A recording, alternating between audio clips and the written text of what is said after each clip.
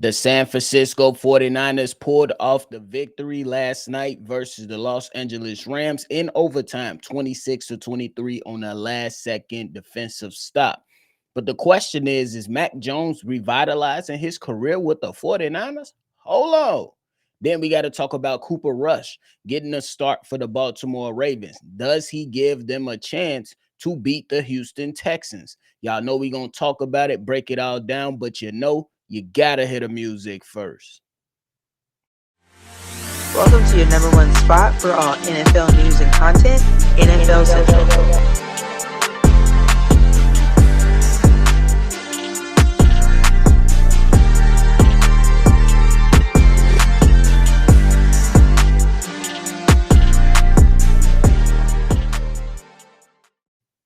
What's going on, y'all? Welcome back into another episode of NFL Central, your number one spot for everything NFL. I'm your host here, Bobby, and I'm holding it down on today's daily episode. So if you're tuned in, locked in, ready to talk football, make sure you hit that like button and subscribe to the channels. This is a channel for NFL fans. We still got our favorite teams around the league. But for those that love talking the game, let's talk the game. So tune in, lock in, and join the NFL Central family. Let's get it. But hey, last night the San Francisco 49ers pulled out a victory that I ain't gonna lie. I thought the Rams kind of had it in the bag. You know what I'm saying? Especially with the last drive before overtime. And then, especially when they ended up in the red zone in overtime and was getting ready to run that fourth down play. It was a bit questionable with the play call, and Sean McVay admitted it that he put his guys in a bad position. But nonetheless, I thought that, hey, they should have just went out there and trusted Matthew Stafford. And why would you go for it on fourth down and then call a timeout instead of just playing your game and allowing the defense to catch their breath? You allowed the defense to catch your breath, and then that bitch you in the backside if you're the Los Angeles Rams. But for the San Francisco 49ers, can't even lie to y'all. Now 4-1 on the season. Mac Jones looking good as a backup right now. Hey, for all the conversations about will it get worse for the San Francisco 49ers, I was one of those believers that said, hey, it could potentially get worse with all the injuries piling up. But one thing for sure, one thing for certain is that Kyle Shanahan gonna call himself a hell of a game, especially if he believe in the quarterback, and Mac Jones is giving them belief in the absence of Brock Purdy. Last night, Mac Jones gave the San Francisco 49ers 33 of 49, 342 yards, 2 touchdowns. And man, did Christian McCaffrey come through with 22 carries for 57 yards. Not the best averages, but he definitely was a workhorse in yesterday's game for the San Francisco 49ers. But hey, the question is Mac Jones revitalizing his career? After 5 games for the San Francisco 49ers, 3 games to where Mac Jones came in and started, I got to say it's starting to uptick for my man's Mac Jones. If you guys remember correctly, at some point, people was out on Mac Jones. People was out on Sam Darnold. People was out on Baker Mayfield and Geno Smith.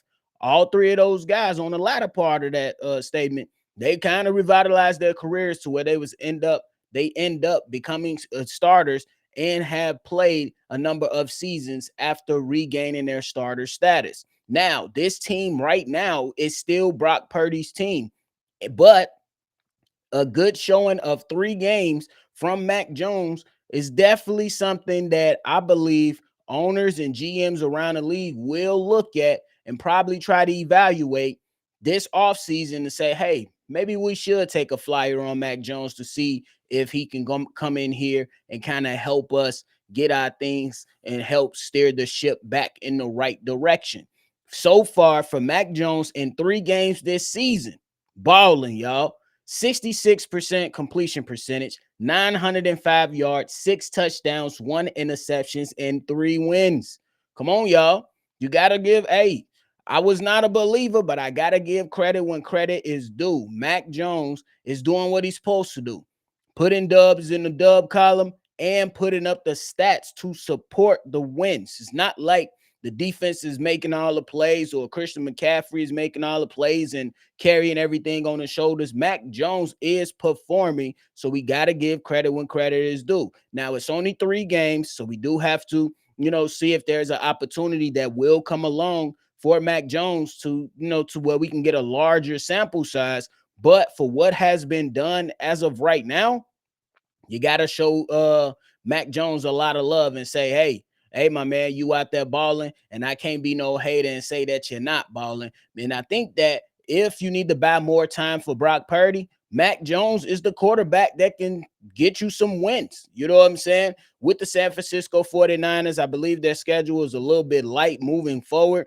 They are going to take on teams like the Tampa Bay Bucks, which is not a light matchup. But then you got the Atlanta Falcons, the Houston Texans, the New York Jets, and the New York Giants, and the Rams. So, hey, you give yourself a chance. Those games are winnable games. You know what I'm saying? Yes, you will have a challenge. Yes, no game in the NFL you could take for granted. But if you need to buy more time for Brock Purdy, Mac Jones has shown that he can go in there, fill the void, and help you continue your success by winning football games. So kudos to him, because when the way it ended in New England, it wasn't as good. You know what I'm saying? He had that good rookie season, and then after that, it was a bit shaky. But if we keeping it real, when providing context with all of that stuff, we got to keep it real. He did not have the best weapons offensively. He did not have the best play caller offensively. He did not have the best head coach, unfortunately, at that particular time.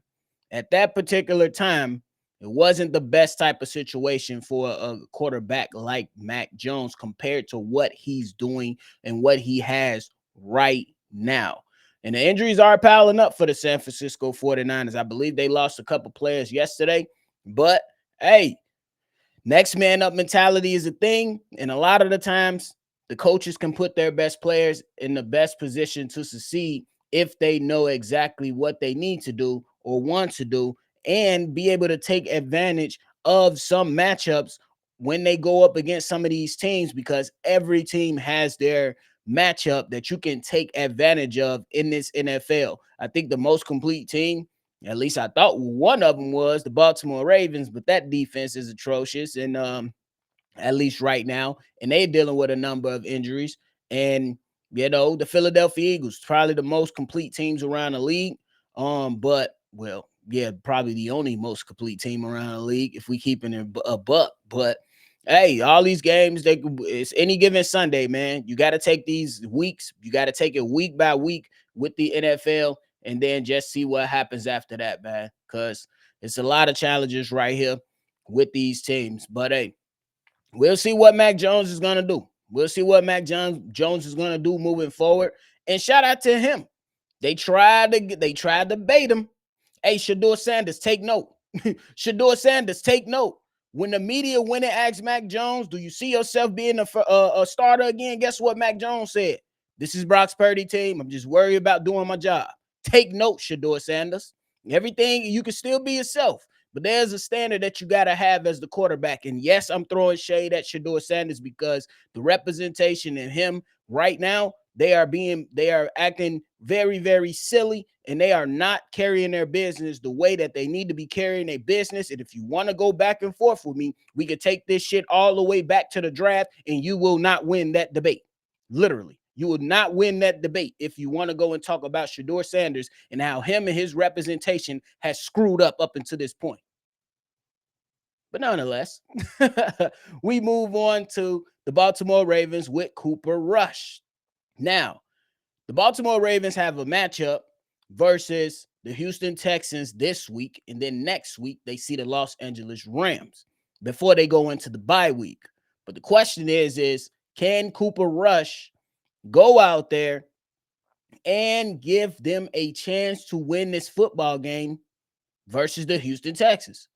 I think he has a chance, but I think there will be some caveats that have to be in place for Cooper Rush and the Baltimore Ravens to have a chance versus the Houston Texans. Now, if we remember, Cooper Rush is a guy that has experience, you know what I'm saying, and he has played well when called up on throughout his career. But some of the challenges that he's going to face is that, hey, you're not Lamar. So we're going to see how the offensive coordinator and Todd Monken goes out there and scheme things open for you. Do you lean more on that run game? And then when it's time to call yourself to throw the ball, can you go out there and execute at a decent enough level to where you give the Baltimore Ravens an absolute chance to go out there and win football games. And we do know that this Raven team desperately needs a win. They desperately need a win. Will the defense step up? There's a lot of people out on the Ravens defensive side of the ball. And yeah, to be quite honest with you, the Houston Texans defense, though CJ Stroud has not particularly been great this season, the Houston Texans defense is still a problem with those edge rushers that they got coming off the line. And D'Amico Ryans is still a hell of a head coach, especially taking care of his side of the ball. The question for the Houston Texans is, can you do enough for CJ Stroud to take strides forward in that regard so they can put up points? Now, back to Cooper Rush. Cooper Rush, he is an experienced backup. I will give him that. As an experienced backup, Cooper Rush, if we remember correctly, when he filled in for Dak Prescott in 2022, he went 4-1. Then he had an opportunity in 2024 where he went 4-4. So Cooper Rush is 8-5. You know what I'm saying? Throughout his career, at least the last 2 seasons, respectively. And that's not bad for a backup quarterback. He is experienced, so you should be able to go out there and give yourself an absolute chance to win this football game. It's just going to be, what does the support look like? Does the defense finally step up and play at least a decent game to where you're not getting gashed? Do you, as the offensive coordinator and Todd Monken, do you go out there and lean heavily on Derrick Henry? Derrick Henry, do you finally stop fumbling the damn ball in consecutive games? Do you stop that? How do you get Zay Flowers involved? How do you get D-Hop involved? What about Isaiah Likely and Mark Andrews? You got to lean on your playmakers and not try to do too much, because I'll be honest with you. We got to be honest with you. Lamar Jackson at times was trying to do too damn much throughout some of these games. It seemed like he was pressing. You know what I'm saying? Maybe some time off might be best for Lamar Jackson. You know what I'm saying? And it's not to say that he's not great. We know Lamar Jackson is great. But sometimes you got to sit your ass on the sideline and understand, hey, I need to calm down and be a good leader for my team. I need to calm down and be able to go and take what the defense is giving me. The best quarterbacks in the league, you know what I'm saying? He is one of them. But the ones that came out successful and went out there and, got themselves far in the playoffs, Patrick Mahomes, Josh Allen, players like that, hey, they took what the defense was giving them for majority of the game. Then when things get tight in the fourth quarter, you put the cape on, you go save the day. Lamar Jackson is trying to save the day in quarter one. It ain't going to work out like that. So you got to go out there, cheer Cooper Rush on, and go out there and support your guys and be a vocal leader for this team, because you do not want to continue to fall down, bro, in the AFC North. I know the Bengals are struggling. I know the Cleveland Browns are getting ready to start a rookie quarterback.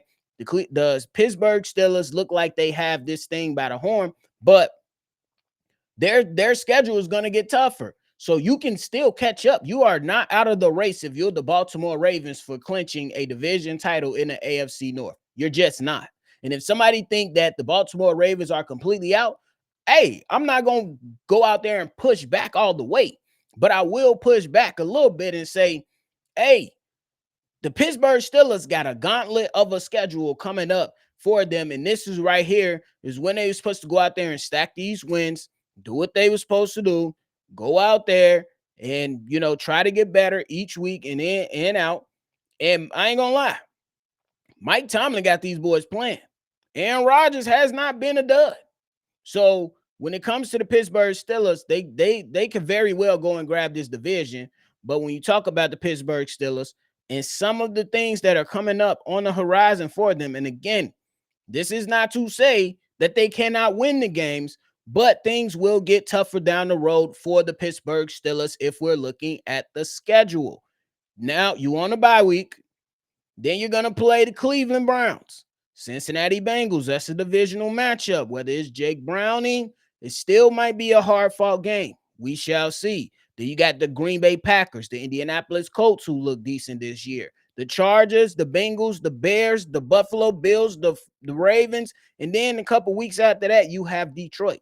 So if you're the Baltimore Ravens, you got to start stringing together some wins and get y'all head at y'all backside and start playing Ravens football.